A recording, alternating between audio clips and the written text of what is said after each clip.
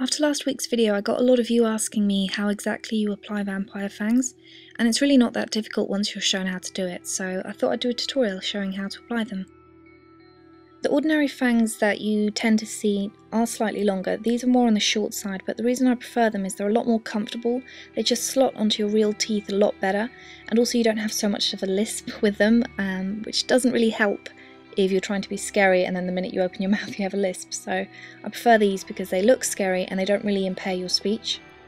When you first get them, they're just like this. They're completely hollow for you to fill in the solution later. And then what you do is you remove away the foam, and then underneath you'll have a few capsules, and you'll also have a little bottle which has fluid which you need to mix in with the powder. Normally the instructions imply that you need to use 1 tablet per tooth, but I found that this really isn't the case, and that 1 tablet easily covers both teeth. So what you want to do is just take 1 tablet and twist it. Don't just pull it because it'll explode and you'll get powder everywhere, and we don't really want that. Once you've twisted it open, pour it onto a surface that you don't mind messing up a little bit. You want to pour it out.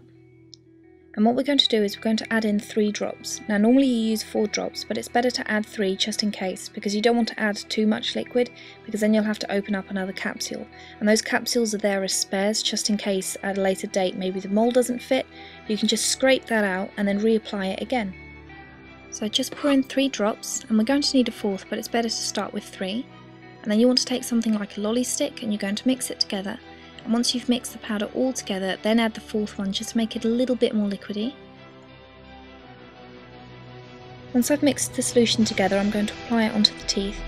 Now normally they recommend that you apply the teeth one at a time, but I don't really find that this is the case. I prefer applying them at the same time, so that way I can see what I'm doing and I can get them even on both sides. So you just want to scoop in some of the solution and make sure that there's a nice coating on both sides, but nothing spilling out. We don't want too much solution in there. Once you've filled up the tooth, we're going to place this on the canine teeth. So what you need to do is you need to take your finger, rub it over your tooth to rub off any moisture that you might have sticking to it, and then we're going to press it up right against the teeth.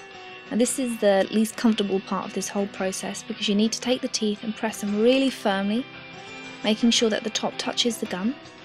And once you've waited about 30 seconds, you can let it go, and you want to wait about another minute till you're sure it's stuck. And that's really all you have to do to get them to stick.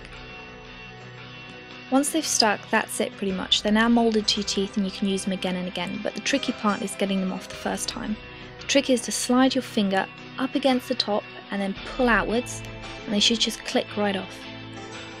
And that's it, you're done.